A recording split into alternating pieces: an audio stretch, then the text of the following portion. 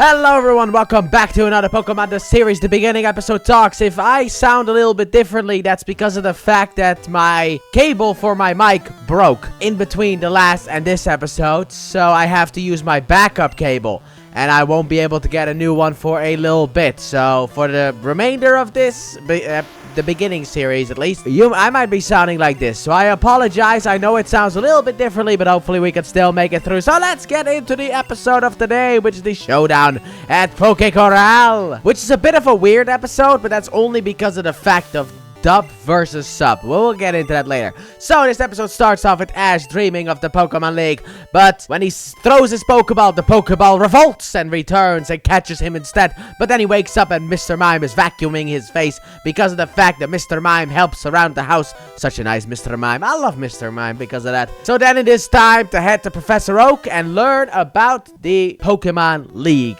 Meanwhile, Team Rocket are walking back to, I guess, base, when they see base explode. And Giovanni is there, Mewtwo escapes, prequel to the first movie, yada yada yada. This is also the last time we will have a prequel. The first movie review will be coming out later. And then Giovanni's like, hey you, do your job for once. Leave me alone. So back at Oak's lab, Oak is very happy about Togepi because like, hey guys, oh Togepi. And then he invites them to the main room, and that's where Gary is as well. And Professor Oak reveals that they're both the top trainers of Palatown. And Krabby brings them drinks. But the reason that they are top trainers is because the fact that the other trainers, sadly enough, did not make it. Bit of a sad day, but still, some people just don't have skill. So Ash is ready to go to the Pokemon League, but then Gary's like, so where is that bad boy exactly? And then he's like, the Pokemon League gets held in the same location every year. It's like, where is it? It's like the Indigo Plateau. However, it's still gonna take like 2 months before that league begins, so cool your jets.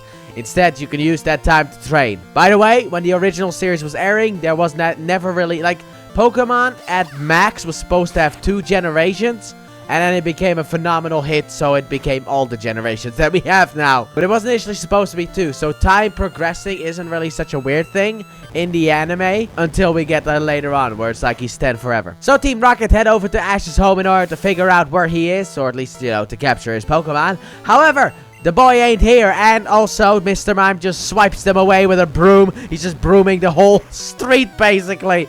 And basically, Ash's mom is like, my son is at the Oak Lab, because they come as newscasters or whatever. I forgot what they were, but I think they were dressed as news people. And also, Gary scolds Ash for a little bit about a bunch of different things about being a Pokemon trainer. And I'm gonna be honest here, Gary is 100% correct about everything he says. So then Professor Oak makes the smashing discovery, and he's like, wow, okay, this is a bit of an interesting thing. Ash has seen more Pokemon, but Gary's caught more Pokemon, because Ash has seen over 100 Pokemon, and Gary has seen 60 Pokemon. However, Gary then reveals that the Pokemon that he doesn't use his Pokedex, he just catches Pokemon. So basically, he owns 60 Pokemon.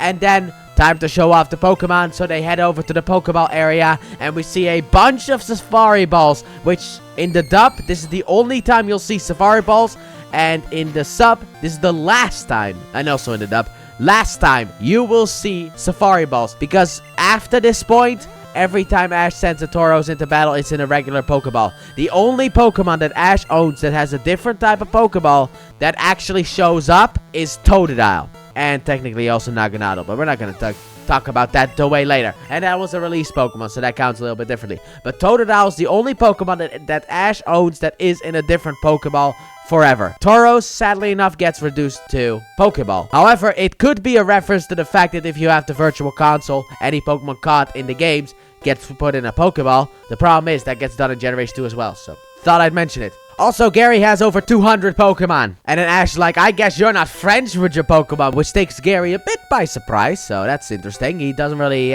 he's more neutral towards his Pokemon, I guess. So Team Rocket try to sneak in the back way, but Professor Oak's place is huge. So they run into a bunch of Beedrill and also a Snorlax. So Oak tells us about his day. So Oak starts his day by checking on the Pokemon and seeing who needs to have a wee bit of a walk. Then he lets out the Pokemon that need to stretch their legs. And also, he has built a bunch of special habitats, think the Safari Zone in the Johto games, Heart Silver, for all of those Pokemon. So then afterwards, it is feeding time, and that is basically the morning. Then we have lunchtime, and then throughout the afternoon, Professor Oak just does a bunch of research. So then we head outside and we learn that Gary has a duo, and Professor Oak reveals that Pokemon copy their trainers and also form a stronger bond. It's kind of like with, as a dog owner with dogs. For example, my dog loves me, but that's because my dog is also around me all the time. Same with Pokemon.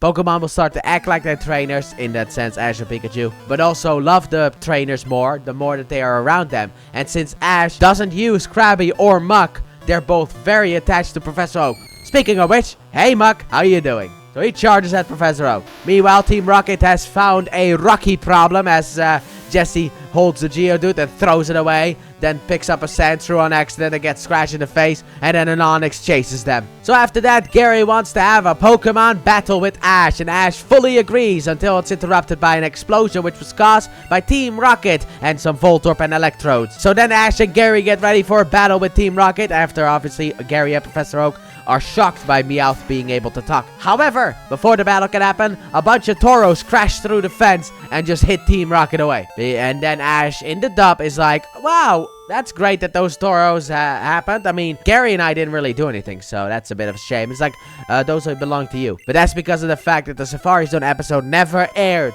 so that's why. But yeah, Ash has 30 Tauros. Lucky guy, because catching Tauros in Generation 1 is not fun at all. Also, I forgot to talk about this, but when Oak asks about Meowth saying more words, Meowth basically takes over the Team Rocket motto, which is funny, and then Jesse and James fight him about it. But since we have 2 months time, we gotta train. However, first, the gang's gotta fix the fence because of the fact that, well, Tauros crashed through it, and helping friends is just the best thing, and that's basically where the episode ends. And overall, I thought this was a really good episode. We got a lot of information that we needed, even about Professor Oak, like what he does during his day, the fact that Gary has a lot of Pokemon, but Ash has seen a lot of Pokemon. The differences between Ash and Gary are more apparent. Sure, it's not as big as like a future character in the Sinnoh region, but still, I like this episode a lot. It felt like it also did a lot for Gary, because for me, throughout the show, up to this point, Gary has kind of just been a nuisance, as you could say, where he just shows up, talks trash, and then leaves. And it's just a bit annoying, so we got a lot of that. It's also nice to see Krabby, Muck, Tauros, love that stuff. And the shenanigans with Team Rocket was actually funny, and also we got the final part of the 3-parter first movie setup as well, which I will get to soonish. So overall, this was a really good episode. So let me know what you guys thought about this episode in the comment section down below. And with that being said, thank you all so very much for watching, and I hope you guys have enjoyed. And if you did, please like button, subscribe if you're new, if you've done so already, turn on notifications, and don't forget to check out the Let's Play channel, link in the description and at the end of the video. And I'll see you guys next time when we have the Evolution Solution. And also expect this quality for a couple more videos until I get a new cable. It's gonna take a bit, but please bear with me. Bye!